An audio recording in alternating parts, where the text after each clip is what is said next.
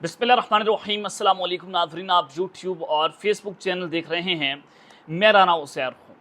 नाज़रीन, अगर किसी ने ताकत का नंगा नाच देखना हो तो वो पाकिस्तान आए और देखे कि कैसे यहाँ पर ताकतवर नंगा नाच रहे हैं और नंगा नचवा रहे हैं। तो बिल्कुल ऐसा ही नंगा नाच आज जनाब इमरान खान के खिलाफ हुआ है और गंदे और मकरू तरीन खेल का आगाज हो चुका है। इमरान खान के खिलाफ हर हद पार कर दी गई है और आज एक ऐसा घटिया तरीन केस, यानी कि आप जो हैं वो इद्दत निकाह केस को भूल जाएंगे, जो केस अब सुप्रीम कोर्ट में चीफ जस्टिस काजी फाइज ईसा के पास ले जाया गया है। और वो केस किसकी जानिब से लजाया गया, आज मुकम्मल तौर पर मैंने आपके सामने पोस्टमार्टम करना है, स्क्रीन के ऊपर चीज़ें दिखानी है, उसके मुकम्मल सबूत आपके सामने रखूंगा ताकि आपको अंदाजा हो जाए कि ये सूरत हाल किस जानिब ले जाना चाहते हैं। और चीफ जस्टिस काजी फाइजा जो हैं उनके लिए एक बहुत बड़ा इम्तिहान बन गया है। क्या वो क्या करेंगे, इस हवाले से अहम तरीन तफसीलात हैं। और फिर जनाब दूसरी जानिब आर्मी चीफ साहब के खिलाफ जो है वो एक बड़ी गवाही आई है और ये गवाही जो है वो उन्हीं के बंदे की जानिब से दी गई है जो ये दावा कर रहा है कि वो गेट नंबर 4 के नुमाइंदे हैं। तो ये एक बड़ा जो है वो तहलका खेज बयान है जिसने हलचल मचा कर रखती है। ये तमाम तर डिटेल्स मैंने आपके सामने रखनी है। और फिर जजेस की फैमिलीज जो हैं उनको जनाब हिरासा किया जा रहा है, उनकी फैमिलीज की ऑडियोज वीडियोज तस्वीर जो है वो लीक की जा रही हैं। ये जनाब किस जज की ऑडियो, चीफ जस्टिस की जनाब, बल्कि जो है वो उनकी बेटी की इस वक्त तस्वीर लीक कर दी गई है। पाकिस्तान की रियासत क्या करना चाहती है, हो क्या रहा है, किसकी तस्वीर लीक हुई है, क्यों हुई है, वजह क्या है, ये तमाम डिटेल्स आपके सामने आज के इस व्लॉग पे रखूंगा। लेकिन अगर आपने चैनल को सब्सक्राइब नहीं किया, चैनल सब्सक्राइब कर लें, बेल आइकन को दबा दें। आने वाली तमाम तर अपडेट्स आपकी खिदमत में बर वक्त पेश होती रहें। नाज़रीन, सबसे पहले मैं आपके सामने 9 मई का बयानिया धब्बरदूस करने लगा हूँ। सरगोदा के जज हैं और जिनको हिरासा किया गया था, जिन्होंने लाहौर हाई कोर्ट के चीफ जस्टिस को खत भी लिखा था, तो वो जनाब जज साहब जो हैं उन्होंने एक फैसला दिया है। फैसला जरा आपके सामने मैं स्क्रीन पर चला देता हूं। वो कहते हैं कि 9 मई की प्रोसिक्यूशन ने जो सबूत दिए हैं वो फैब्रिकेटेड हैं। ये फैसला आप स्क्रीन के ऊपर देख रहे हैं जिसमें वो बात कर रहे हैं कि कोर्ट को जो भी प्रोसिक्यूशन ने एविडेंस दिए, हमने उसका मुतालिया किया, वो जो है वो ट्रस्टवर्थी नहीं थे। और प्रोसिक्यूशन ये बात साबित करने में नाकाम रहा कि उन्होंने जितने भी सबूत दिए हैं वो खुद मन घड़त थे, खुद बनाए गए थे। हमें तो बताया गया था एक प्रेस कॉन्फ्रेंस के अंदर कि इमरान खान के खिलाफ नाकाबिल तर्दीद शवाहिद हमारे पास मौजूद हैं। आज तक कौम के सामने वो सबूत जो है वो पेश नहीं, उनके सामने नहीं रखे गए। तो यहाँ पर जज साहब कह रहे हैं, आप तो जजों को बनाने में नाकाम रहे हैं। जज साहब ये फैसला लिखते हैं और कहते हैं कि जनाब 9 मई की प्रोसिक्यूशन ने जो सबूत दिए हैं वो खुद तैयार किए गए हैं, मन घड़त हैं, फैब्रिकेटेड हैं। तो ये रहा आपका 9 मई का बयानिया, जिसको छुपाने के लिए आप जो है वो 9 मई के हवाले से जुडिशियल कमीशन नहीं बना रहे और आप झूठ पर झूठ बोलते चले जा रहे हैं। जज अफजल मुजोका साहब जो इद्दत निकाह केस का फैसला जिन्होंने करना है और जिन्होंने कल परसों ये बताया भी, जो मैंने आपके सामने रिपोर्ट भी किया था, कि वो कह रहे हैं कि वो ईद से पहले अगर वो जिंदा रहे तो ईद से पहले जो है वो इस फैसले का जो इसका फैसला कर देंगे। अब जज साहब जो हैं उन्होंने भी 21 जून तक जो है इस केस की समाअत मुलतवी कर दी है। वजह बताते हैं कि जनाब देखें, मैंने तो जो है वो एक जेल का जो है जो विजिट करना है, तो लिहाजा 21 जून तक जो है वो इस केस की समाअत हम जो है मुलतवी करते हैं। तो ये पाकिस्तान के अंदर ताकत का नंगा नाच देखें कि इस रियासत को कंट्रोल कौन कर रहा है, कौन जजेस को जो है वो हिरासत कर रहे हैं। सरगोदा के जज का खत मैंने आपको रिपोर्ट किया और फिर जज अफजल मुजोका साहब जो हैं उनका अब ये बात करना, ये किस जानिब इशारा है। और फिर जजेस की फैमिलीज जो हैं उनको हिरासा करना, ये बड़ी खतरनाक तरीन चीज़ है। और हसन यूब जो हैं वो एक दावा करते हैं कि नेशनल फायरवॉल नस्ब हो चुकी है सोशल मीडिया को नकेल डालने के लिए, क्योंकि इलेक्ट्रॉनिक मीडिया जो है वो हैंडल हो चुका है। और आज पंजाब हुकूमत की जानिब से 1 अरब जो है वो बार काउंसिल्स के लिए, तारीख में पहली बार ऐसा हुआ है कि 1 अरब जजेस को खरीदने के लिए, वकला को खरीदने के लिए जो है वो बजट के अंदर मुख्तस किए गए हैं कि आप जो है वो इमरान खान के खिलाफ फैसले लेना शुरू कर दें। और फिर अब सोशल मीडिया एक वाहिद रास्ता था जहां से झूठ जो है और दूध का दूध पानी का पानी होता था, अवाम अपने हक के अंदर आवाज उठा रहे थे। तो हसन अयूब साहब कहते हैं कि नेशनल फायरवॉल नस्ब हो चुकी है और इतलात के मुताबिक उसकी टेस्टिंग की जा रही है। रियासत मुखालिफ मंजन बेचने वालों की डॉलर्स में कमाई की दुकानें बंद होने और उनकी ऊंची ऊंची चीखें मारने का वक्त हुआ चाहता है, जबकि दूसरी तरफ रावी इस वक्त चैन ही चैन लिख रहा है। अब जनाब इस्लामाबाद के अंदर कुछ बड़ी जो है वो खतरनाक तरीन मुलाकातें, खतरनाक इस वजह से कह रहा हूँ कि कभी शबाज जो है मौलाना फजल रहमान के पास जाते हैं, कभी मोहसिन नकवी जाते हैं मौलाना साहब के पास, कभी मोहसिन नकवी जरदारी साहब से मुलाकातें कर रहे हैं, तो there is something wrong behind the bottom. मैंने आपको बताया कि 3 ऑप्शंस पर गौर किया जा रहा है और सियासतदानों को बताया जा रहा है कि आपके हाथ में गेम निकल रही है, अगर आप इमरान खान को ढीला हाथ देंगे, आप उनसे मुज़ाकरात करेंगे या आप शहबाज शरीफ की हुकूमत गिराने की कोशिश करेंगे तो फिर इमरजेंसी लगेगी और आप सबको जो है वो जेलों के अंदर डाल दिया जाएगा। तो इस हवाले से अजमल जामी साहब जो हैं बड़े पाए के जर्नलिस्ट हैं और वो कहते हैं कि अगर हालात इमरजेंसी की तरफ जाते हैं तो जेल में बैठे कप्तान को कोई फर्क नहीं पड़ेगा, बल्कि इमरान खान के बयानियों को मजीद तकवीत मिलेगी। लीजिए ये बयानिया भी आपको यहाँ पर धब्बा दूर हो गया है कि अगर आप उसको इमरजेंसी लगाकर डराना चाहते हैं, आप उसको मार्शल लॉ लगाकर डराना चाहते हैं, तो वो तो जेल में बैठकर मजीद मजबूत हो जाएगा, उसके बयानी को तकवीत मिलेगी क्योंकि वो वही बातें कर रहा है और उसको आपने इंडोर्स किया, आपने उसके ऊपर जो स्टैंप लगा दिया। तो जनाब ये एक बड़ी खतरनाक किस्म की सूरत हाल है और पाकिस्तान तहरीक इंसाफ के रहनुमा असद कैसद साहब ये कह रहे हैं कि अगर आप हदूद से आगे बढ़ेंगे तो फिर आपके हाथ में कुछ नहीं होगा।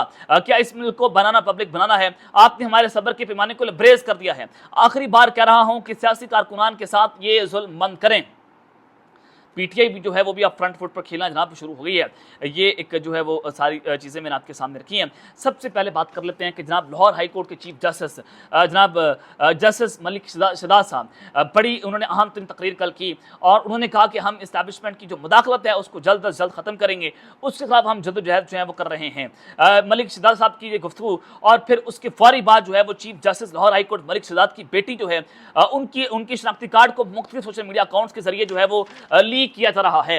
अब आप सब बेहतर तौर पर जानते हैं कि नादरा किसके पास है, एफबीआर किसके पास है, इदारे कौन कंट्रोल करता है, नैब को कौन कंट्रोल करता है, ताकत किसके पास है। आप बेहतर तौर पर जानते हैं पंजाब के अंदर हुकूमत किसकी है, मरियम नवाज की। तो जनाब एक बेटी की हुकूमत है मरियम नवाज की, जो कि खुद औरत है और उसने एक औरत के ऊपर जो है इस तरह का घटिया वार किया है, जजेस की फैमिलीज को हरासा किया जा रहा है। और जनाब असद चौधरी नामी एक शख्स का अकाउंट है ट्विटर पर, वो जनाब उनकी बेटी का ये शनाख्ती कार्ड मुख्तलिफ सोशल मीडिया प्लेटफॉर्म पर वायरल कर रहे हैं, जो मैं आपके सामने नहीं रखूंगा क्योंकि ये एक गलीज तरीन हरकत होगी कि अगर मैं किसी की औरत की यहाँ पर तदलील करता हूँ। तो असद चौधरी जो है बेसिकली है कौन, आप बेहतर तौर पर मैं आपको बता देता हूँ कि असद चौधरी जो है वो जनाब उनको फॉलो करती है मरियम औरंगजेब, उनको फॉलो करती है मरियम नवाज, उनको फॉलो करते हैं ख्वाजा आसिफ साहब। ये जजेस को ब्लैकमेल करने के लिए दायरा सिसिल माफिया आप किसको कहते हैं, जजेस ने इनको सिसिल माफिया कहा हुआ है, वह शरीफ खानदान को। अब वही बातें हो रही है कि जजेस को हरासा करने के लिए आप उनकी बेटियों तक जा पहुंचे हैं। पहले आपने पीटीआई की औरतों को जो है वो ब्लैकमेल किया, उनके घरों में छापे मारे, अब जजेस की फैमिलीज को जो है वो बाकायदा तौर पर हरासा किया जा रहा है और उन पर जो है वो chief justice Lahore high court जो कि अब सुप्रीम कोर्ट के जज भी बन चुके हैं, अब जनाब उनके ऊपर हमले जो है वो बाकायदा तौर पर प्री प्लान हमले जो है वो जनाब शुरू कर दिए हैं ताकि उनको अंडर प्रेशर लाया जा सके। अब जनाब आ जाए कि आर्मी चीफ साहब के खिलाफ जो है वो एक बहुत बड़ी गवाही आई है। ये गवाही देने वाले कौन है जनाब? ये गवाही देने वाले हैं शेख रशीद अहमद साहब, जो आजकल जो है वो सियासत के अंदर एक्टिव हो गए हैं। बड़ा अहम तरीन इंटरव्यू उनका सामने आया है, वो आपके सामने मैं लफ्ज़ रख देता हूँ। AR1 न्यूज़ के उन्होंने ये इंटरव्यू दिया। उन्होंने कहा कि यकीनन 2014 में लंदन पैन बना था, उसमें शक नहीं। ताहिरुल कादरी लंदन आए और बानी PTA से मिले थे, मुझे लंदन पैन का पता था। और उन्होंने कहा कि सियासत में मनसूबे बनते रहते हैं, ईद के बाद 2 महीने बहुत हसास हैं, कुछ नया भी हो सकता है। अगस्त तक आर पार होता देख रहा हूँ, कुछ भी नया हो सकता है। पहले भी इनके पास क्या है, गंगू तेली नंगे नहा रहे हैं और ये हुकूमत तो दिखावे की है। पीटीआई और हुकूमत के मुज़ाकरात होते नहीं देख रहा। हुकूमत और पाकिस्तान तहरीक इंसाफ के मुज़ाकरात के हवाले से मैं पुरउम्मीद नहीं हूँ क्योंकि पहले तो ये मुज़ाकरात कर ही नहीं रहे थे, अब जो शराइत हैं वो भी नहीं मानेंगे, मुज़ाकरात कामयाब होते नहीं देख रहा। और उन्होंने ये भी इंकशाफ किया कि जब पाकिस्तान तहरीक इंसाफ की हुकूमत जा रही थी तो उनको इसका पता था क्योंकि MKM वाले भाई हैं, उन्होंने मुझे पहले ही बता दिया था हमारी हुकूमत जा रही है। मैंने जब सरकारी घर छोड़ा तो इमरान खान साहब मुझसे नाराज़ हुए कि इस हुकूमत की जाने की बात हो रही है। मैंने इमरान खान को कहा कि हम जा रहे हैं तो उन्होंने कहा कि नहीं, मेरे मामलात जो हैं वो ठीक हो गए हैं, जिस पर इमरान खान को बताया कि MKM वाले कह रहे हैं कि उन्हें इशारा मिल चुका है।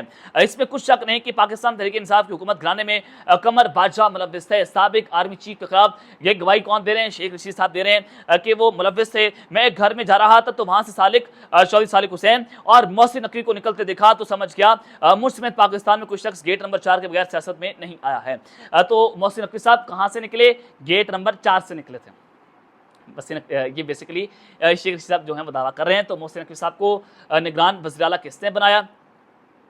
एक चीज़ मोहसिन हकीम को निगरान फिर वज़ीर दाखिला किसने बनाया, दूसरी चीज़ सेनेटर कैसे लगे ये भी आपको पता है। 190 मिलियन पाउंड केस के हवाले से जनाब शेख रशीद साहब ने कहा कि 190 मिलियन पाउंड वाले मामले की मंजूरी में मैं शामिल नहीं था, मुझे 4 बार बुलाया गया लेकिन मैं नहीं किया। शहजाद अकबर जब कोई चीज़ होती थी तो उस मीटिंग में जाता ही नहीं था, मेरी शहजाद अकबर से सलाम दुआ ही नहीं थी। इसके अलावा बंदे को अपनी इज्जत प्यारी होती है, हम सियासत करते हैं, जुल्फ़िकार फारिक जैसे बास लोग शातिर हैं जो ताल्लुकात बनाते हैं, उनके तमाम वजूहात की बावजूद अपनी अथॉरिटी को चैलेंज नहीं करने दिया। मैं इतना भोला नहीं हूँ। अब शेख रशीद साहब जो है पाकिस्तान तहरीक इंसाफ के खिलाफ बोलना शुरू हो चुके हैं और फिर सियासत के अंदर एंट्री होना, कभी ये पीटीआई को कैश करते हैं, कभी ये इमरान खान को कैश करते हैं, कभी ये पाकिस्तान तहरीक इंसाफ के खिलाफ बोल रहे हैं। ये जनाब हो क्या रहा है? और अब ये मुकम्मल तौर पर प्रो इस्टेब्लिशमेंट होते हुए दिखाई दे रहे हैं। इनको भी वहाँ से इशारा मिल गया है। अगर आप इसको डॉट से डॉट कनेक्ट करें, आप इस पूरे इंटरव्यू को सुने, इसकी डेप्थ को देखें, आपको अंदाज़ा होना चाहिए कि शेख रशीद साहब को इशारा मिला है गेट नंबर 4 से, जो कि बहुत बता रहे हैं। तो जनाब वो मज़ीद कहते हैं कि हम सियासत करते हैं और मेरे चिल्ले के बाद लोगों ने फ़ोन करना भी छोड़ दिया था। जिस लाल हवेली में रोज़ाना जो 200-400 बंदा आता था, वहाँ 20 लोग आते हैं। वज़ीर-ए-आज़म शहबाज शरीफ के हवाले से सवाल पर उनका कहना था कि नवाज शरीफ फिर भी शहबाज शरीफ से बेहतर है जो कम करप्ट है। शहबाज शरीफ तो सिर्फ दस्तखत के लिए है जिसकी इज़्ज़त नहीं है।